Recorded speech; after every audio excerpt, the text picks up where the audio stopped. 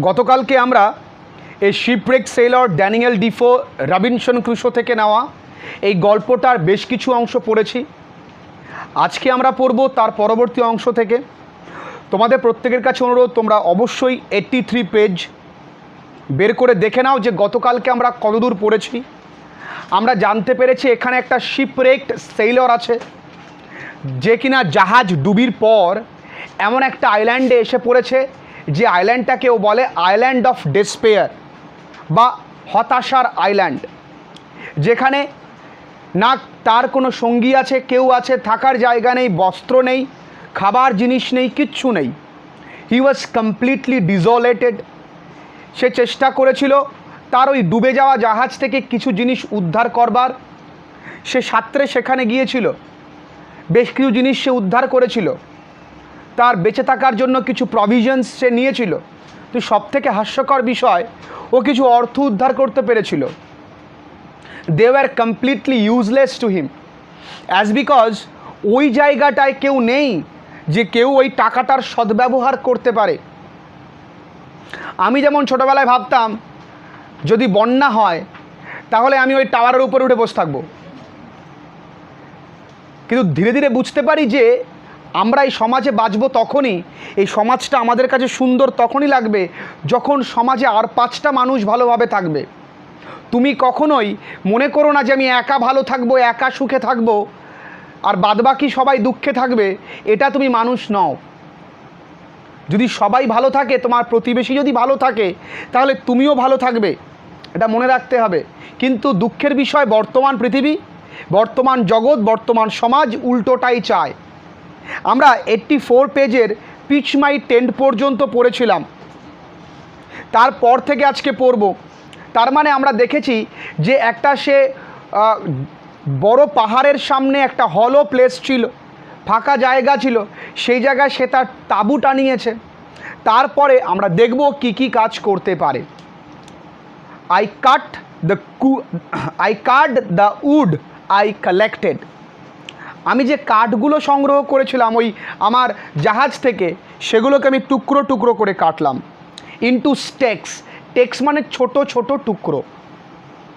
I drove them into the ground, আমি ওদেরকে পুঁতে দিলাম কোথায়? মাটিতে। In a semi circle around my tent, আমার তাঁবুর চারপাশে, আমার তাঁবুর চারিদিকে সেমি সার্কেল মানে অর্ধবৃত্তাকারে। যদি এই জায়গাটা যদি পাহাড় ধরি, যদি আমাকে আমি পাহাড় ধরি, তাহলে এই এতটুকু অংশ যদি ঘেরা দিয়ে দেওয়া যায় তাহলে পুরোটাই কভার হয়ে যাবে। Semi circle around my tent. The stakes stood 6 inches apart from each other. যে ওই কাঠের যে ছোট ছোট টুকরোগুলো ছিল, একটা থেকে আরেকটার দূরত্ব কতটা? 6 inch. I put the cables I had rescued from the ship around the stakes in a manner of a fence. আমি কি করেছি? I put the cables, আমি দড়ি দিয়েছি। দড়ি দিয়ে ওই যে 6 ইঞ্চি দূরত্ব ছিল, প্রত্যেকটা কাঠের মধ্যে দড়ি দিয়ে আমি বেড়া দেওয়ার ট্রাই করেছি। I used a short ladder to go over the fence. ওই বেড়ার ওপর দিয়ে, ফেন্স মানে বেড়ার ওপর দিয়ে, ফেন্স কথার অর্থ বেড়া, বেড়ার ওপর দিয়ে যাওয়ার জন্য আমি একটা ছোট্ট মই ব্যবহার করতাম। ল্যাডার কথার অর্থ কি? মই।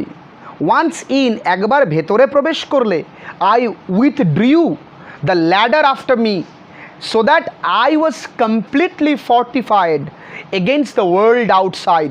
ফর্টিফাইড মানে দেখো পাশে লেখা রয়েছে সিকিওরড, সুরক্ষিত। মানে ধরো, তোমরা ভালো করে বোঝো, গল্পের সঙ্গে রিলেট করো নিজেকে। ওই যে বেড়া দিয়েছে, বেড়ার ওপর দিয়েও কী করতো?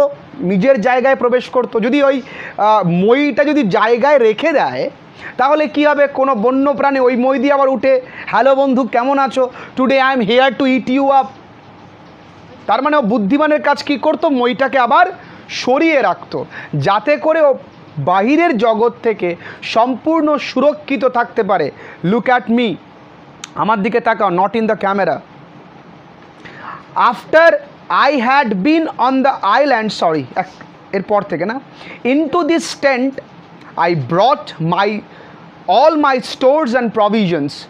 ওই তাঁবুর মধ্যে আমার সমস্ত সংরক্ষিত জিনিস আমার সমস্ত বেঁচে থাকার উপাদান আমি নিয়ে এসেছিলাম। After I had been on the island for 10 or 12 days, ওই আইল্যান্ডে আমি 10 থেকে 12 দিন থাকার পর ইট অকার্ড টু মি, এটা আমার মনে হলো that I would lose the measure of time, আমি তো সময় হারিয়ে ফেলবো, সময় গুলিয়ে ফেলবো, যে আমি কদিন আছি এইখানে। আমরা সময় দেখার জন্য ক্যালেন্ডার নতুবা আমরা ঘড়ি, আমরা কিছু না কিছু একটা ব্যবহার করি, কিন্তু তার কাছে কিছুই নেই, সময় হারিয়ে ফেলবে যে কদিন সেখানে আছে। This was because I had neither watch নর ক্যালেন্ডার, না ঘড়ি না ক্যালেন্ডার, আমার কাছে কিছুই নেই। দেখো নেইদার নর, নেইদার লিখলে নর তোমাকে লিখতেই হবে, এটাকে বলা হয় কো রিলেটিভ কনজাংশনস। কি বলে? কো রিলেটিভ কনজাংশনস। জেনে রাখো এগুলো। টু প্রিভেন্ট দিস, এটা থেকে নিজেকে মুক্ত রাখতে, আটকাতে, এই সমস্যাটাকে আটকাতে, I cut with my knife upon a large post the date of my landing, আমি কোন ডেটে এই দ্বীপে এসছি সেই ডেটটা আমি ছুরি দিয়ে একটা বড় কাঠের পোস্টের ওপরে লিখে রেখে দিয়েছি। আই পুট আ নচ, নচের তলায় দাগ দিয়ে লিখে নাও মার্ক, দাগ। আমি একটা করে দাগ দিতাম উইথ মাই নেইফ ফর এভরিডে, প্রত্যেক দিনের জন্য একদিন করে যেত একটা করে দাগ দিতাম, আরেক দিন যেত আরেকটা দাগ দিতাম। এর ফলে কি হবে? আমি বুঝতে পারবো যে কতদিন হলো আমি এই আইল্যান্ডে আছি, কতদিন আমি সারভাইভ করছি। After a long spell of rain, অনেক দিন টানা বৃষ্টিপাতের পর, I saw some fair weather, দেখলাম কিছু সুন্দর ভালো আবহাওয়া। অ্যারাউন্ড 7th November, নভেম্বরের 7 তারিখের দিকে প্রায়। I spent the next couple of days making small wood boxes to keep my provisions dry from the rain. তারপরের কিছুদিন, কাপল অফ ডেজ মানে 2 দিন, আমি কি করলাম? আমি ছোট ছোট বাক্স তৈরি করলাম যার মধ্যে আমার প্রয়োজনীয় জিনিসগুলোকে আমি রাখতে পারি। কি রাখতে পারি? শুকনো রাখতে পারি। কার কাছ থেকে? বৃষ্টিতে যাতে ভিজে না যায়। Among the things I rescued from the ship, there was a small bag of corn. Corn মানে আসলে ভুট্টা বীজ, মানে শস্য দানা। আমি ওই যা জিনিসপত্রগুলো জাহাজ থেকে উদ্ধার করেছি তার মধ্যে কিছু শস্য দানাও ছিল। মেন্ট ফর পোলট্রি ফিড, মানে গবাদি পশু না, পাখিদের খাবারের জন্য ওগুলো রাখা ছিল। Most of it had been devoured by rats, লাইনটাকে ব্র্যাকেট করো, লেখো ভয়েস চেঞ্জ, অধিকাংশটা ইঁদুরে খেয়ে নিয়েছে। I saw nothing but husk, husk কথার অর্থ তুষ, ধানের তুষ বেরোয়, গ্রাম বাংলার ছেলেদের এটা চিনতে অসুবিধা হবে না, খোসা, শুধু খোসা পড়ে আছে। And dust in the bag, আর কি? ডাস্ট মানে ধুলো, মানে গুড়ি গুড়ি অংশ পড়ে আছে, গুঁড়ো পড়ে আছে শস্য দানার। I emptied the contents outside my wall, emptied মানে খালি করা, আমি খালি করলাম ব্যাগটাকে, ঝেড়ে ঝুড়ে আমার ওই দেয়ালের বাইরে আমি ওটাকে ঝেড়ে ঝুড়ে রেখে দিলাম। This was the little time before the great rains, এটা আসলে ওই বৃষ্টি হবার আগে করেছিলাম এই কাজটা। আ মান্থ লেটার, 1 মাস পরে, আই ডিসকভার্ড, আমি লক্ষ্য করেছিলাম green stocks shooting out of the ground. Green stock মানে সবুজ কাণ্ড, সবুজ নরম কাণ্ড মাটি ভেদ করে উপরে উঠছে, তার মানে ওই যে খাবারের অংশটুকু ও বাইরে ঝেড়ে রেখেছিল বৃষ্টির জলের ফলে উর্বর মৃত্তিকায়, ওই গাছগুলো অ্যাজ আ ট্রি ট্রান্সফর্মড হয়ে গেছে। I was astonished to discover it was perfect green barley. আমি অবাক হয়ে গেছিলাম, অ্যাস্টনিশড মানে সারপ্রাইজড, হতভম্ব, অবাক হয়ে গেছি, আরে এটা তো বার্লি, সবুজ বার্লি, যেটা খাওয়া যায়। By the June of 1660, June মাসের 1660 সালের জুন মাসের দিকে, I had gained security of food and shelter, আমি কি কি জিনিস পেয়ে গেলাম? বাসস্থান পেয়ে গেছি, খাবার পেয়ে গেছি, বস্ত্র না পেলেও চলবে, ওইখানে দেখার মতন কেউ নেই। In the same month I developed a high fever and lay weak and thirsty, ওই একই মাসে আমার প্রচুর জ্বর আসে এবং আমি 1 সপ্তাহ শুয়েছিলাম, আমি তৃষ্ণার্ত ছিলাম, আমি দুর্বল ছিলাম। আই রিকভার্ড অ্যারাউন্ড 30th, আমি 30 তারিখের দিকে সুস্থ হই and gradually felt stronger than the day before. ঠিক তার পরের দিন থেকেই আমি ধীরে ধীরে নিজেকে শক্তিশালী অনুভব করতে শুরু করলাম। তারপরে দেখো, on 15th of July I took a more particular survey of the island। 15ই জুলাইয়ের দিকে আমি ওই আইল্যান্ডের একটা নির্দিষ্ট সঠিক একটা তদন্ত শুরু করলাম। অ্যারাউন্ড 2 miles আপ, প্রায় 2 মাইল ওপরে, I found a brook with pleasant meadows by its bank. Brook কথার অর্থ ছোট নদী। আমি দেখলাম একটা ছোট নদী আছে এবং তার নদীর তীরে, ওই নদীর পাড়টিতে সুন্দর একটা তৃণভূমি রয়েছে। মিডোজ কথার অর্থ তৃণভূমি। প্লেইনস সমতল ভূমি, স্মুথ খুব নরম জায়গা, কভার্ড বাই গ্রাস ঘাস দিয়ে ঢাকা, খুব সুন্দর জায়গা, দারুণ দেখতে। যদি ছোট্ট একটা নদী থাকে তার ধারে যদি এত সুন্দর জায়গা থাকে কি দারুণ লাগে বল। ইনা উডি পার্ট, আর ওইখানে একটা বন আছে, ওই বনের মধ্যে I found melons in great abundance. Melon মানে তরমুজ, আমি প্রচুর পরিমাণে তরমুজ পাই। অ্যাবান্ডেন্স কথার অর্থ প্রচুর পরিমাণে। আর গ্রেপ ট্রিজ, ওইখানে আঙুর ফলও পাই, আঙুর ফলের গাছও পাই। বাহ, খাবারের আর অভাব হবে না। বলে না, রাখে হরি মারে কে, who is saved by the God, he is saved by everyone, no one can kill him. যে যাকে ভগবান বাঁচায় তাকে কেউ মারতে পারে না। 2013 সালে যখন নেপালে, এক্স্যাক্টলি হয়তো 2013 কি 17 হবে, এক্স্যাক্টলি আমার ইয়ারটা মনে নেই, নেপালে যখন ভূমিকম্প হয় বহু বড় বড় বাড়ি ভেঙে পড়ে, প্রচুর লোক মারা যায়। ভূমিকম্পের 10 দিন পরে দেখা যায় ওই পেবেলসের তলায় একটা ছোট্ট বাচ্চা কান্না করছে। ও 10 দিন ওখানে না খেয়েছিল। ওই নুড়ি পাথরের তলায়, ওই ধ্বংসাবশেষের তলায় কিন্তু ও ছিল, বাচ্চাটা বেঁচে ছিল। তাহলে যাকে ঈশ্বর বাঁচায় তাকে কেউ রাখতে পারে না, মানে এই পৃথিবীতে তাকে কেউ আটকাতে পারে না। বুঝতে পেরেছ? He Robinson Crusoe is one of them.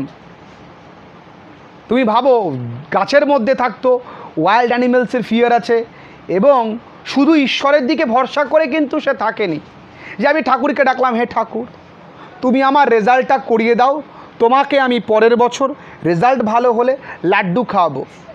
এই যে শুরু হলো তোর জীবনে ঘুষ প্রদান, তুই চাকরি পাওয়া পর্যন্ত ঘুষই দিবি। ঈশ্বরকে ডাকা ভালো, ঈশ্বরের প্রতি আমরা ডিপেন্ডেন্ট থাকবো, ঈশ্বর ছাড়া আমরা কিছু না, কিন্তু তোমাকে কাজ করতে হবে। রবিনসন ক্রুসো কি বসেছিল? না, সে সার্ভে করে জায়গা খুঁজেছে, সে ওইখানে বেঁচে থাকার জন্য ঝুলে থাকতো, জ্বরকে উপেক্ষা করে সে কাজ করেছে, সে বুদ্ধি খাটিয়ে টেন্ট তৈরি করেছে, বেড়া দিয়েছে। তার মানে ঈশ্বর তাকেই সাহায্য করে যে নিজেকে সাহায্য করে। তুমি নিজেকে কতটা পরিশ্রম করাচ্ছ, তুমি এই দেহটাকে যেমনভাবে ট্রিট করবে তোমার দেহটা ততটাই হবে। তুমি দেখবে বড়লোক বাড়ির বাচ্চারা একটুতেই সর্দি কাশি জ্বর হয়ে যায়। কেন? মাই বেবি, মাই সোনা, কত কায়দা করে ওদেরকে মানুষ করা হয়। গরিবের বাচ্চাদের রাস্তাঘাটে থাকে, ধুলোবালি খায়, হবে না? হবে কেন? ওরা তো ওইভাবে অ্যান্টিবডি তৈরি করে ফেলেছে, আমাদেরকে তোলা তোলা মানুষ করেছে, আমাদের একটুখানি ঠান্ডা লাগলে পড়তে যাবে না। এটাই পার্থক্য। তুমি তোমার শরীরটাকে ট্রেন করো বেশি করে, শরীরটাকে কষ্ট দেওয়া শেখো। আদর মানে আরাম বেশি দিন ভালো না, আরাম ইকুয়ালস টু হারাম। যত আরাম করবা তত তুমি মনে করো সাকসেস থেকে পিছিয়ে আসছো। এই দেখো রবিনসন ক্রুসো কি আরাম করেছে, যে ভাই এসছি নদীর ধারে, সমুদ্রের ধারে, আরামসে ঘুমোবো, আঙুর ফল খাবো, ও আমার কদিন পরে সে বাঘ খেয়ে নেবে, ব্যাস মরে তো যাবোই, একদিন তো মরেই যাব। The grapes are ripe and rich, বেশ রসালো আর পাকা আঙুর। ও further into the land I found great number of cocoa. Cocoa এক ধরনের ফল যেটা বিদেশিরা প্রচুর পরিমাণে খায়, অনেকটা কী ফলের মতন, আঙুর ফলের মতনই ধরতে পারো, অনেক পরিমাণে থাকে, দুধের সঙ্গে মিশিয়ে খাওয়া যায়, তাছাড়া এমনিতেও খাওয়া যায় রান্না করে, দারুণ খেতে। তাহলে আমি কোকোয়া পেয়ে গেলাম, অরেঞ্জেস পেয়েছি, লেমন ট্রিজ পেয়েছি, লেবু গাছ, কমলা লেবু গাছ, দারুণ, কি লাগবে আমার খাবার। I carried great parcel of fruit হোমওয়ার্ড, আমি প্রচুর পরিমাণে ফল বাড়ির দিকে নিয়ে এসেছি। And the journey took me 3 days, আমার আসতে কদিন সময় লেগেছিল? 3 দিন। আমার 3 দিন সময় লেগেছিল, সেই 3 দিন আমি এসছি। তুমি আমি হলে পারতাম না। আমরা তো পারলে এখন হাগদে গেলেও মোটরসাইকেল নিয়ে গেলে ভালো হয়। এমন এমন দিনকার আসছে, দাঁড়াও। I was tempted to transfer my habitation to this valley of fruits. আমি টেম্পটেড মানে একবার বাধ্য হয়েছিলাম, আমি একবার অস্থির হয়ে উঠেছিলাম যে আমি আমার বাসস্থানটাকে সরিয়ে নেব। কোথায়? To the valley of fruits. ওই যে ফলের যেই উপত্যকা আছে, ভ্যালি মানে উপত্যকা, লিখে নেবে সবাই প্রতিটা মানে। সেই উপত্যকায় যেখানে ফলমূল পাওয়া যায় প্রচুর পরিমাণে, সেখানে আমি নিয়ে যাব। আই ডিড নট, আমি নিইনি, because I still hope to be rescued by some passing ship on the sea. আমি তখনও আশা করছি যে কোনো জাহাজ যেটা যাবে, সেই জাহাজ হয়তো আমাকে উদ্ধার করবে। I did not want to enclose myself in hill and woods. আমি নিজেকে এই পাহাড়, এই বনের মধ্যে এনক্লোজ বা নিবদ্ধ করতে, বদ্ধ রাখতে চাই না। I stayed in the view of the sea. আমি সমুদ্রের মুখোমুখিই ছিলাম। 10 months had passed since I had set foot on this island. 10 মাস অতিক্রান্ত, আমি যবে থেকে এইখানে পা রেখেছি তারপর থেকে 10 মাস হয়ে গেছে। Previously I had no lamp after dark. আগে অন্ধকারের পর আমার কোনো আলোর ব্যবস্থা ছিল না। আই কালেক্টেড লিটিল ট্যালো মানে হচ্ছে পশুর চর্বি। আমি পশুর চর্বি সংগ্রহ করেছি। স্মল ক্লে ডিশ মানে মাটি, নরম মাটি। আর to this I added a wick, একটা ফিতে এবার পইতে আমি বা পোলতে আমি ওর মধ্যে দিয়েছি। And I had does made myself a lamp. এইভাবে আমি ল্যাম্পও তৈরি করা শিখে গেছি। কথাই বলে যে ঠেলায় পড়লে বিড়ালও গাছে ওঠে। যদি তুমি বিপদে পড়ো, তখন তুমি অটোমেটিক সব শিখে যাবা। তুমি ধরো দৌড়তে পারছো না, তোমার শরীরে কোনো এনার্জি নেই, মরার মতন পড়তে আসছো, জাস্ট একটা পাগলা কুত্তায় তোমায় তাড়া করো, তুমি দেখবা তোমার শক্তি কোথায় আসে। যতই মোটা ব্যক্তি থাকুক না কেন, ভুঁড়ি থলথল করে লাফাচ্ছে, তিনি দৌড়চ্ছে কিন্তু ঊর্ধ্বশ্বাসে। এই ভয়টাকে অতিক্রম করতে পারলেই তো আমরা সেরা। তুমি চলছো, এটা বড় কথা না, তুমি পড়ে গিয়ে আবার চলছো, এটা বড় কথা। যখন কার্গিল যুদ্ধ হয়েছিল তখন একটা গোর্খা সৈনিক ছিলেন। তিনি কার্গিল যুদ্ধের সময় পাকিস্তানরা পাহাড়ের ওপর থেকে গুলি করছিল, তা তিনি এরকম করে দড়ি বেয়ে পাহাড়ে উঠবে গুলি করতে, তো পাকিস্তানি সোলজাররা দেখে তাকে গুলি করার পর একটা গুলি তার পায়ে লাগে, বুট ভেদ করে পায়ে লাগে। তো পায়ে লাগলে কি হয়, এখানে থেকে পাটা বিষক্রিয়া হতে শুরু করে। গুলির মধ্যে তো বিষ থাকে, বিষক্রিয়া হলে ওখানে কোনো ডাক্তারপত্র নেই, ফার্স্ট এইড ট্রিটমেন্ট কী করবে। তিনি কি করেছেন, তার ওই কুকরি থাকে, কুকরিটা নিয়ে সঙ্গে সঙ্গে পা কেটে দিয়েছে, নিজের পা নিজে কেটে দিয়েছে। ওখানে ড্রেসিং করে started fighting against the Pakistani army and soldiers, এবং একাই 12 জন সৈনিককে মেরেছে। কিন্তু দুঃখের বিষয়, পরবর্তীকালে তার জীবনে সবথেকে কঠিন থেকে কঠিনতম দিন আসে। কী দিন আসে? তাকে তার আর্মি টিমরাই গ্রহণ করে না। বলে, তুমি you are now handicap, you are physically challenge, so you are not be able to in our troop, because আর্মিতে ফিজিক্যালি আনফিটদের জায়গা নেই। তুমি দেশের জন্য করেছো, ঠিক আছে, তোমাকে একটা সম্মান দিয়ে বসিয়ে রাখা হবে, পেনশন পাবে।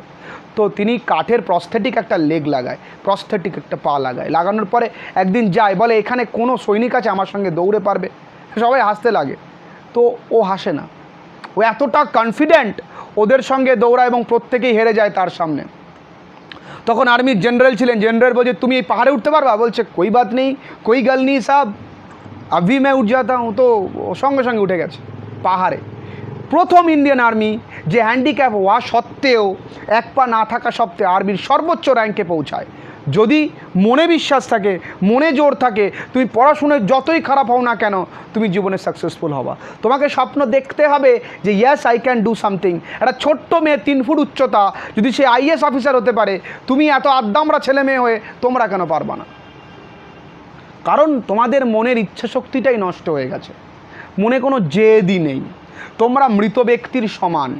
তোমরা ভাবো স্যারকে কিভাবে ফাঁকি দেব, স্যারকে কিভাবে কম পয়সা দিয়ে পড়বো, স্যারকে কিভাবে ফাঁকি দিয়ে ওনাকে বুঝতে দেবো না আমি চালাকি করছি। এই জন্য তোমরা বিফলে গেছো। অন্যান্য স্টেটে স্টুডেন্টরা টিচারকে যেই পরিমাণ রেসপেক্ট করে, এক রেলের কুলি যদি তিনি বড় এনটিপিসির অফিসার হতে পারে, তুমি কেন পারবে না? তোমার আর সফলতার মাঝে একটি মাত্র পার্থক্য, সেটা হচ্ছে পরিশ্রম। সেই পরিশ্রম করো, পারবা। দেখো, তারপর থেকে আমরা পড়ি, লাস্টটুকু পড়িয়ে দেব। I now began to seriously consider the circumstances I was reduced to. আমি আসলে মেনে নিয়েছি আমি যে পরিস্থিতিতে এসে পড়েছি, সার্কামস্ট্যান্সেস কথার অর্থ পরিস্থিতি, সেটা আমি মেনে নেওয়া শিখে গেছি। I decided to describe my state of affairs in writing. আমি সিদ্ধান্ত নিলাম আমার এই পরিস্থিতি আমি লিখে রাখব। I began to keep a journal of everyday's employment. Employment মানে কাজ। আমি প্রতিদিন যা যা করতাম সেটা কি করতাম, জার্নাল করতাম, লিখে রাখতাম। I could not include all particulars because gradually I ran out ink. আমি কিন্তু সমস্ত কিছু লিখে রাখতে পারিনি, কারণ কালি ধীরে ধীরে শেষ হতে থাকে। I found by the notches, ওই যে গাছের মধ্যে দাগ কাটতো ছুরি দিয়ে, সেটা দিয়ে আমি দেখতে পেলাম ইট ওয়াজ সেপ্টেম্বর 30 এগেন, আবার 30শে সেপ্টেম্বর। তার মানে I had spend 365 days on this island. আমি এই আইল্যান্ডে 365 দিন কাটিয়ে ফেলেছি। না আছে আমার আত্মীয় স্বজন, না আছে আমার পরিজন, আমি একা, আমার সঙ্গে কিছু খাবার, তাও ফল, আর আমি সম্পূর্ণ সাহসিকতা নিয়ে এইখানে সারভাইভ করে বেঁচে আছি। এবং পরবর্তীকালে গল্পটা শুনলে তোমার আরও অবাক লাগবে। পরবর্তীকালে ওই আইল্যান্ডে ও একটা মানব সভ্যতা তৈরি করে ফেলে। এক নিগ্রো ব্যক্তি তার পায়ের চিহ্ন, পায়ের ছাপ দেখে বলে নিশ্চয়ই এটা কোনো ভগবানের পায়ের ছাপ। তখন ও বলে yes, I am your Lord, আমি তোমার প্রভু। ওই নিগ্রো ব্যক্তি আদিবাসী উপজাতিদের ও তখন প্রধান হয়ে যায়। ও আস্তে আস্তে ধীরে ধীরে ওর নিজের কান্ট্রির সঙ্গে কানেকশান করে। এই যে অ্যাবান্ডান্স অফ ফ্রুট, এইগুলো নিয়ে ওই দেশে বিক্রি করে। ধীরে ধীরে ও বড় ব্যবসায়ীতে পরিণত হয়ে যায়। তাহলে ভগবান তোমার জন্য যদি কিছু করে, সেটাকে খারাপ ভেবো না, সেটা হয়তো তোমার কোনো ভালোর জন্যই করছে। বুঝতে পেরেছ?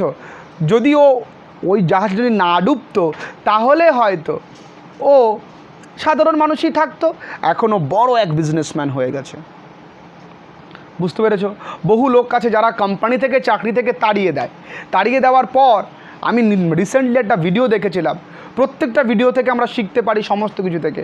কোম্পানি থেকে তাড়িয়ে দেয়, স্যারের কাছে গিয়ে কাকুতি করে, স্যার আমার বাড়িতে পরিবার আছে, আমাকে চাকরিটা রেখে দিন, আপনি কেন এরকম করছেন? বলে ইউ আর জাস্ট ফায়ার্ড, যা হাঁটো হাঁটো, তোমার কোনো চাকরি নেই। ও তখন কী করে, ও ভাবে আমি কি কাজ করতে পারি। ও ভাবে চল আমি ভালো রান্না করতে পারি। ও রান্না করে করে বড়লোকের বউরা দেখবি রান্না করতে চায় না, প্রত্যেক ডোর টু ডোরে যায় ডাব্বা নিয়ে, ওখানে খাবার কারো পছন্দ হয়, পরের দিন অর্ডার করে। এবং অর্ডার করতে করতে ছোট্ট একটা অ্যাম্বুলেন্স হোটেল খোলে। অ্যাম্বুলেন্স হোটেল মানে যেটা গাড়ির মধ্যে একটা হোটেল খোলে। হোটেল খুলতে খুলতে সে এখন বর্তমানে 5টি হোটেলের মালিক, প্রত্যেকটাই 5 স্টার। That is life. আমার শ্বশুরমশাই মানে আমার ফাদার ইন ল, তিনি মুম্বাইতে গিয়েছিলেন কাজের জন্য। ঠিক আছে, মুম্বাইতে যাওয়ার পরে তিনি রাজমিস্ত্রির কাজ করতো। পড়াশুনো যায় না খুব একটা, কিন্তু খুব ভালো ছবি আঁকতে পারে। তো রাজমিস্ত্রির কাজ করতো। কাজ করতে করতে একটা টিম মুম্বাই থেকে বেশ কিছু শ্রমিকদেরকে দুবাইতে নিয়ে যাবে। দুবাইতে গিয়ে দেখে যে লোকটি নিয়ে গেছে তিনি একজন চিটিংবাজ। সবাই দুবাই ছেড়ে চলে আসে, আমার শ্বশুর একমাত্র থেকে যায়। আজকে আমার শ্বশুর দুবাইতে 5টা বড় বিল্ডিং কনস্ট্রাক্টরের মধ্যে একজন। না হলেও প্রতি মাসে 4-5 লক্ষ টাকা তার স্যালারি আছে। থেকেছিলেন, লেগেছিলেন এবং পরিশ্রম করে গেছেন। তিনি এখন শুধু, আগে রাজমিস্ত্রি ছিলেন, এখন he is a building constructor. এবং তার আন্ডারে ভারত, পাকিস্তান, আফগানিস্তান, বাংলাদেশ সব জায়গা থেকে না হলেও 150-200 ওপরে শ্রমিক কাজ করে। That is life. হার মানলে চলবে না জীবনে। জীবনে পড়ে যাবা, আবার উঠবা, এটাই জীবন। একটা নোট মুখস্থ হচ্ছে না, ও বাবা ইংরেজি কঠিন, আবার পড়ো, দেখবা পারবা। বোঝা গেল? চলো।